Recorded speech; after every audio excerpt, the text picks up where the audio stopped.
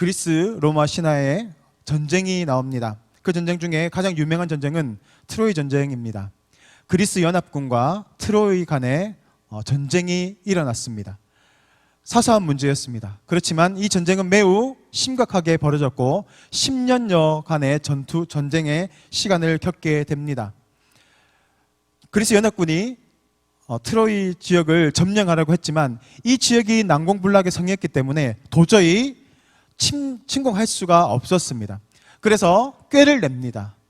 후퇴하는 척하고 숨어 있다가 그 목마상에 들어가 있다가 나중에 거기서 매복했다가 성문을 열고 나중에 그렇게 우리 군사들을 들어오도록 하자라고 이렇게 꾀를 냅니다. 그리고 후퇴하는 척합니다.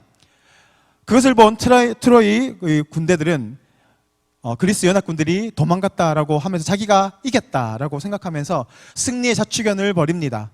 그리고 나가봤더니 아무도 없고 큰 목마상만 있습니다. 그래서 그 목마상을 전리품으로 취하여서 자기의 상 안에 들여드리고 밤새도록 술을 마시면서 승리의 기쁨을 누렸습니다.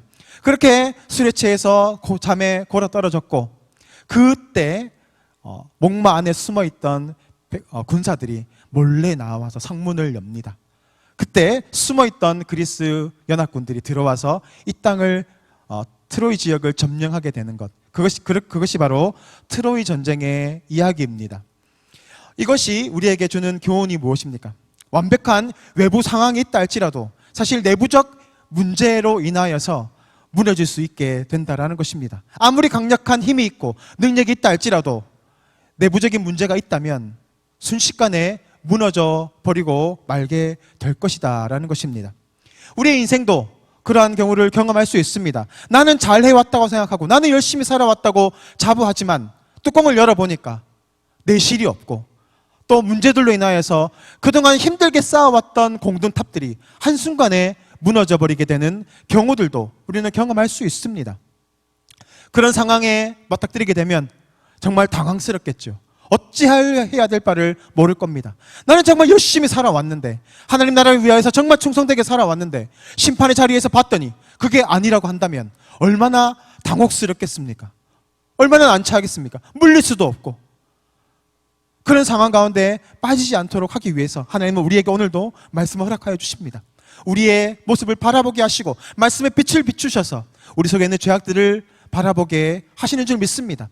우리가 해야 할 것은 하나님께서 말씀을 비춰주시면, 빛을 비춰주시면 우리 속에 있는 죄악들이 발견해내고 그것들을 끊어내는 그런 순종으로 나아가야 될 때 우리의 삶은 풍성해지고 또 하나님 보시기에 깨끗한 삶, 정말 거룩한 하나님의 백성으로 살아가게 될 줄 믿습니다.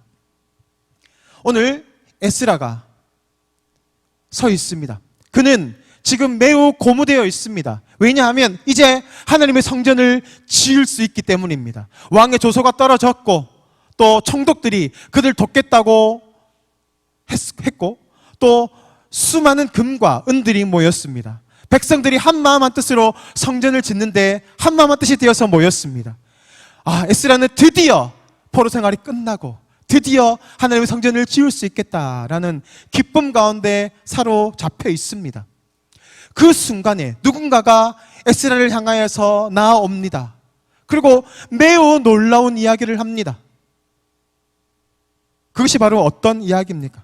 바로 이스라엘 이 백성들이 이방 민족들과 통혼하고 있다라고 하는 것입니다. 이방의 민족들과 섞여서 그 이방인의 그 딸들을 자신의 아내로 삼고 자신의 며느리로 삼아서 한 가족이 되어 버렸다라는 것입니다. 그 가운데 이 백성의 지도자들이 있었습니다. 정치적 지도자들, 종교적 지도자들이 앞장서서 으뜸이 되었다라고 오늘 성경은 이야기하고 있습니다. 그러니까 그 백성들도 너도 나도 이방인의 여인들을 취해서 자신의 아내로, 자신의 며느리로 삼기에 이르게 됩니다. 그러한 상황을 듣게 되었을 때 에스라는 기가 막혀서 그 자리에 주저앉아 버립니다. 문제는 우리 내부에 있었던 것입니다. 외부의 상황이 아무리 잘 나가는 것 같고 참으로 많은 것이 이루어지는 것 같고 참으로 뭔가를 놀라운 일들이 이루어지는 것 같지만 사실 우리가 상황과 환경 가운데 치우쳐 있으면 정작 중요한 것들을 놓칠 때가 많습니다. 지금 이스라엘 백성들이 그러한 상황입니다. 하나님의 성전을 지어가는 이 시점에서 발견되었던 그 죄악들, 매우 치명적인 죄악들이 발견되기 시작한 것입니다. 에스라는 이 사실을 듣고 아연실색해서 그 자리에 주저앉아 버렸습니다. 왜 이렇게 주저앉아 버렸을까요?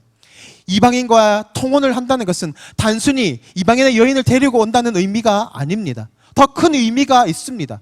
그들의 신앙이 묻어 들어오기 시작하는 것이고, 그들의 문화가 묻어 들어오기 시작하는 것이고, 그렇게 이방인의 죄악된 문화들이 이스라엘 가운데 들어와서 이스라엘을 타락시킬 것이기 때문입니다. 이스라엘 역사를 바라볼 때 이스라엘 역사의 암흑기가 언제입니까? 그들이 이방의 문화를 받아들이고 그 가운데 동화되어 살아갔을 때, 그것이 바로 이스라엘의 가장 치명적인 역사의 순간이었습니다. 사사기 시절이 그랬습니다. 솔로몬이 그러한 삶을 살았습니다. 그는 지혜를 가진 사람이었지만 이방인과의 통혼을 통해서 정말 이방의 문화들이 들어오고 산당이 지어지고, 그렇게 이스라엘 백성들이 음란히 하나님을 버리고 우상을 섬기는 자리로 나아가게 되었음을 바라보게 됩니다. 그러한 죄악들이 지금 이스라엘 가운데 만연하게 일어나고 있었다라는 것입니다. 비슷한 사건들이 있습니다. 이후에 느헤미야가 성벽을 재건합니다. 이제는 적들이 들어오지 못하도록 성벽을 막아서 이제는 이 성전을 보호하고 이 이스라엘 지역을 보호하는 성벽을 세웁니다. 그 성벽이 완성되기까지 얼마나 큰 어려움들이 있었습니까? 산발랏, 게셈, 도비야, 이 대표적인 이 3인이 얼마나 이 성벽을 방해하기 위해서 여러 가지 음모를 꾸미고 방해를 하고 위협을 하고 또 여러 가지 총독들과 왕에게 조서를 써서 얼마나 큰 어려움을 겪었습니까? 그럼에도 불구하고 느헤미야는 끝까지 믿음을 지키고 흔들리지 않았습니다. 그리고 마침내 성벽을 지어냅니다. 이제 됐다, 드디어 성벽을 지었다 하고 느헤미야가 이제 안심하고 볼일을 보러 멀리 떠났습니다. 볼일을 마치고 돌아오는데 놀라운 이야기를 듣게 됩니다. 바로 성벽을 짓는데 방해했던 그 3인 중에 한 명인 도비야라는 사람이 이 안에 들어왔다는 겁니다. 그리고 어디에 있다는 겁니까? 성전 안에 소재물과 향유를 보관해야 했던 그 방에 들어가서 털을 잡고 있더라 그 말입니다. 기가 차서 느헤미야는 그를 당장 쫓아내고 그의 살림살이를 모두 집어 던져버립니다. 성벽이 세워진다 할지라도 우리가 방심하고 우리가 믿음으로 깨어있지 않는다면 대적은 우리에게 들어옵니다. 성전, 우리의 마음의 심령 가운데 들어와서 우리를 농락합니다. 우리를 물들입니다. 그렇게 세상과 타협하도록 우리를 만들어 가는 것입니다. 그런 모습들이 있는 것입니다.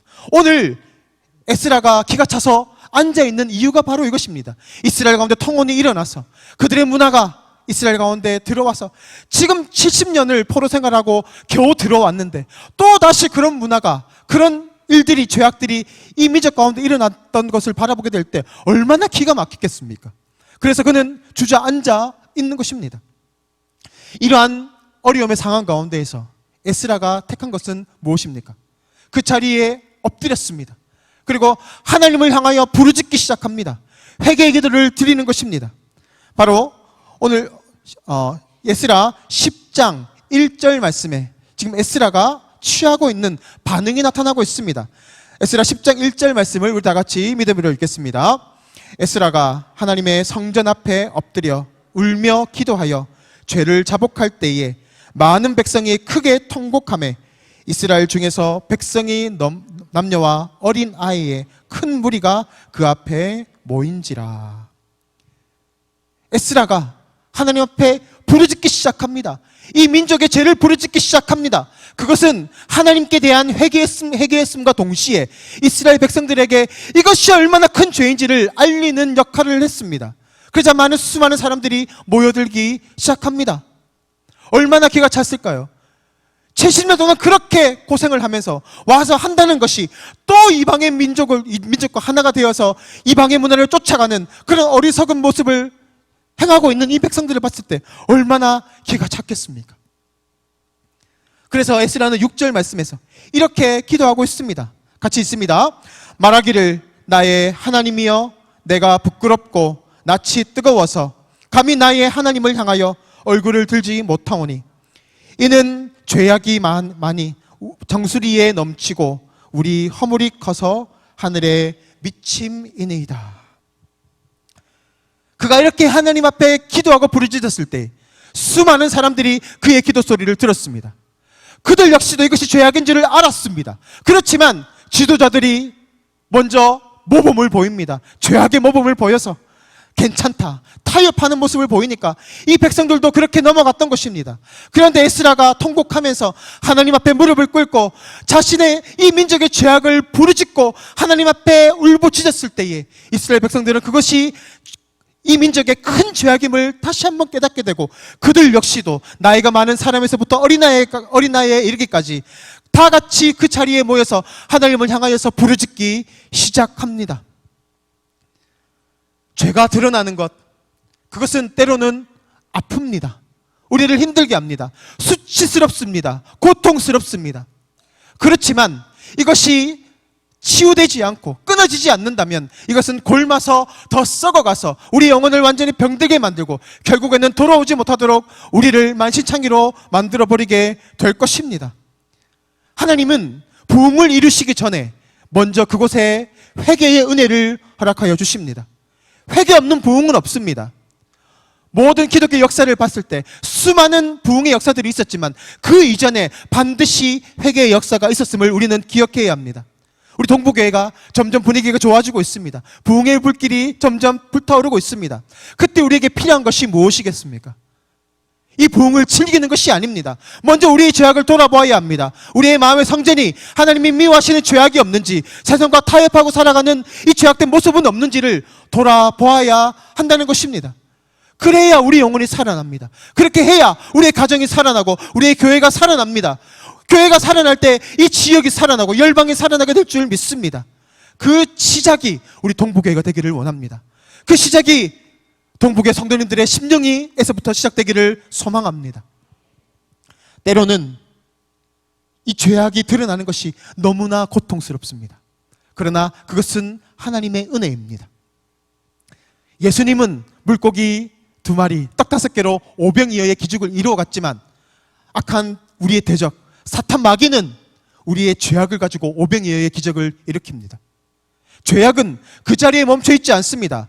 자꾸 늘어나게 합니다. 자꾸 커지게 합니다. 그것이 오늘 어떻게 이야기되고 있습니까?